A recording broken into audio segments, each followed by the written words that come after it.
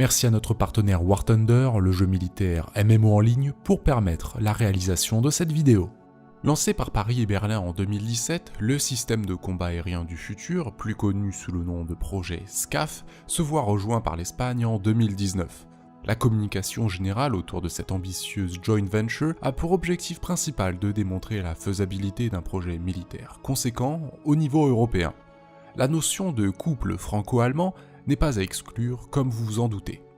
En parlant de doute, c'est bien ce sentiment qui domine. Entre retard, difficile collaboration, définition laborieuse des caractéristiques des chasseurs et des systèmes de combat, ou encore des dates butoirs, disons-le, optimistes, le projet n'a pas forcément le vent en poupe.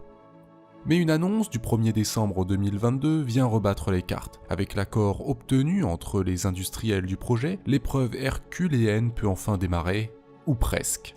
Cette semaine chez Terrabellum, nous allons brosser une vision d'ensemble du SCAF, le projet prendra-t-il vie, qui sont les vrais vainqueurs des négociations, et le projet est-il une bonne ou une mauvaise chose pour le secteur militaro-industriel français et la souveraineté du pays.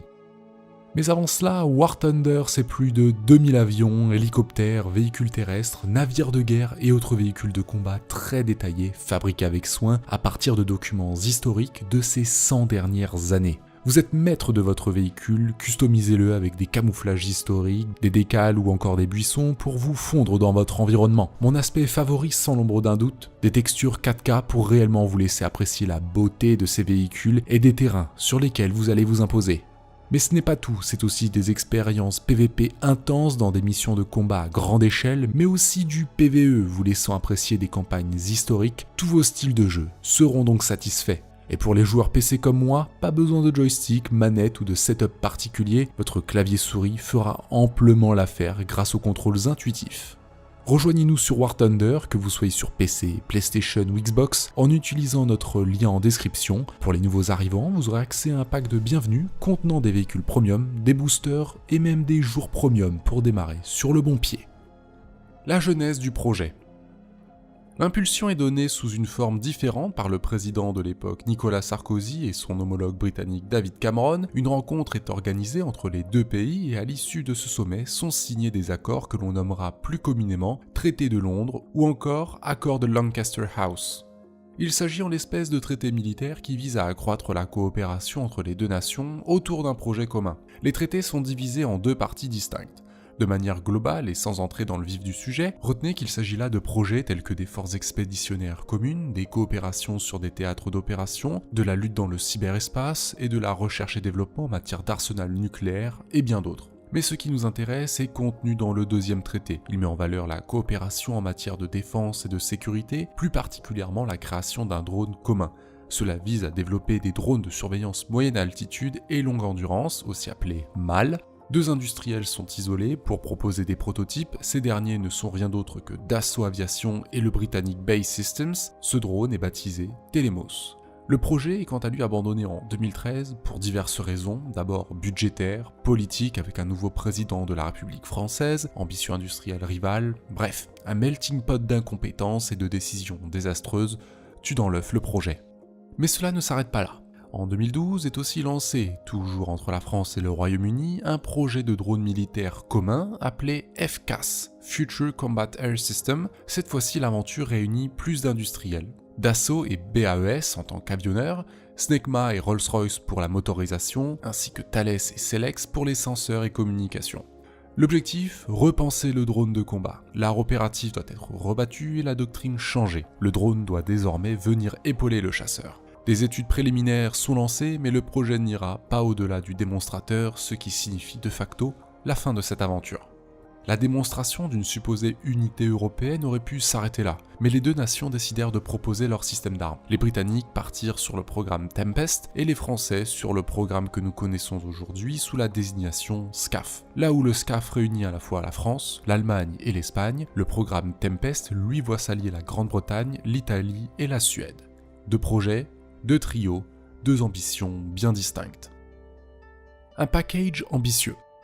Bien que le programme SCAF trouve ses racines il y a plus d'une décennie, c'est bien en 2017 qu'il est lancé politiquement avec une annonce commune entre la France et l'Allemagne. L'Espagne est de facto membre observateur depuis le début, mais son entrée est officialisée en 2019 au travers d'une lettre d'intention signée par les différents protagonistes. Beaucoup semblent l'oublier, mais au-delà de l'émotion que suscite le projet, la France est le leader actuel du programme, le terme exact étant nation meneuse du projet. Une lettre d'intention à cet égard a été signée par les ministres de la Défense français et allemands en 2018. Le projet est divisé en 7 grandes thématiques. La première est le chasseur de nouvelle génération, NGF, Next Generation Fighter en anglais, avec Dassault Aviation comme maître d'œuvre et Airbus comme partenaire principal. Il y a aussi des nouveaux moteurs, des effecteurs déportés avec Airbus comme maître d'œuvre et MBDA comme partenaire principal, le réseau de combat, aussi appelé Combat Cloud en anglais, avec Airbus comme maître d'œuvre et Thales comme partenaire principal. Des rapports de la situation sont d'ailleurs disponibles auprès de la commission défense de l'Assemblée nationale, sous la présidence de M. Thomas Gassiou, que nous vous invitons à lire grandement, qui trace les grandes lignes programmatiques. Enfin, nous avons le SimLab, à savoir qui vise la cohérence de l'ensemble des différents projets avec Airbus, Dassault, Safran et MTU comme maître d'œuvre, des capteurs et de la furtivité.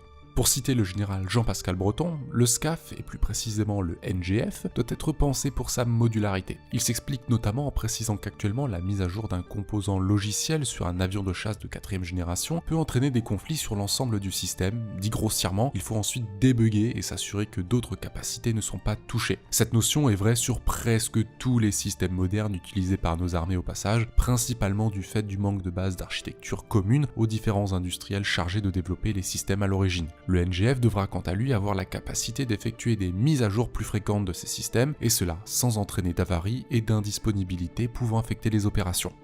Vous l'avez remarqué, mais une trame se dégage. Nous abordons le fait qu'il existe avec l'arrivée de l'Espagne désormais 7 grandes thématiques, chacune avec un ou plusieurs projets à l'intérieur d'elle, et chaque projet est dirigé par un ou plusieurs industriels, projets menés par 3 pays en simultané.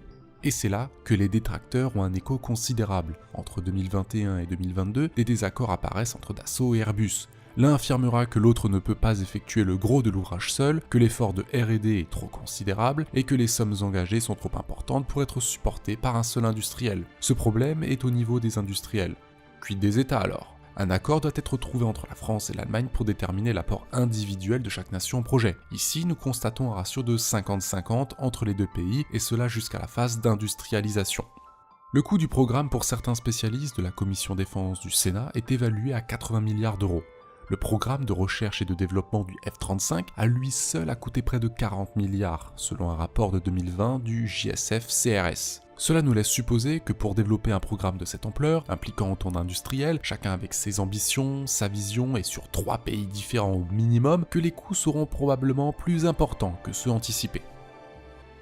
Au passage, étant donné que vous regardez encore cette vidéo, vous appréciez sûrement le contenu autour de la défense. Sachez que Terrabellum a sorti le numéro 3 de sa revue trimestrielle, intitulée « La France, un potentiel inexploité ».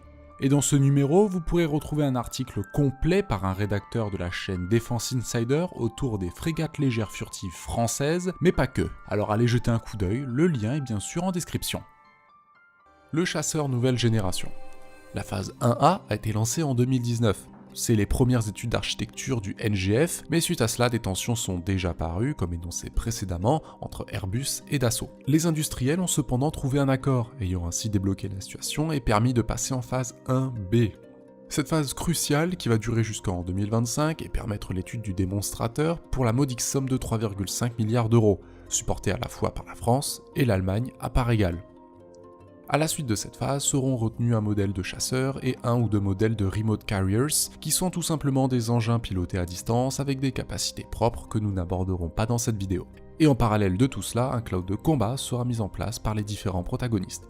Tout ce que je viens de vous décrire fait partie de la phase 1. Si tout se passe bien, nous passerons à la phase 2, qui permettra des essais en vol du démonstrateur au début de la décennie 2030. Si aucun retard n'est constaté, alors nous aurons une version finalisée. Ne vous inquiétez pas, les armées et les industriels sont réputés pour leur respect des dates butoirs.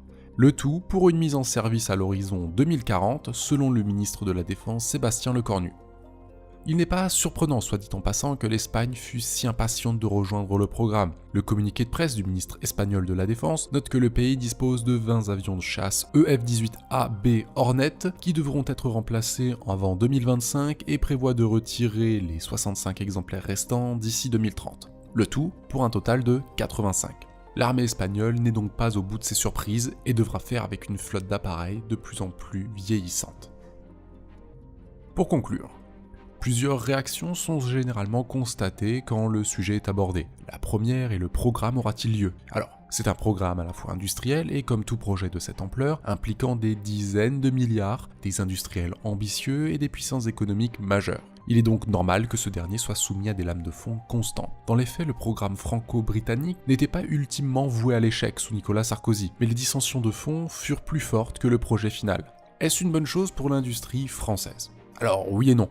Oui, car c'est un projet supplémentaire d'ampleur pour Dassault Aviation et qui représentera des milliards de R&D, gonflant un petit peu plus le chiffre d'affaires de ce mastodonte. Il est aisément envisageable que la R&D, qui découle du projet SCAF, finisse par ruisseler sur des programmes en cours de Dassault ou encore Airbus. De même, Dassault reste officiellement le leader du projet, au même titre que la France, qui participe à part égale à l'investissement pécunier. D'autres questions économiques et philosophiques devront être répondues cependant.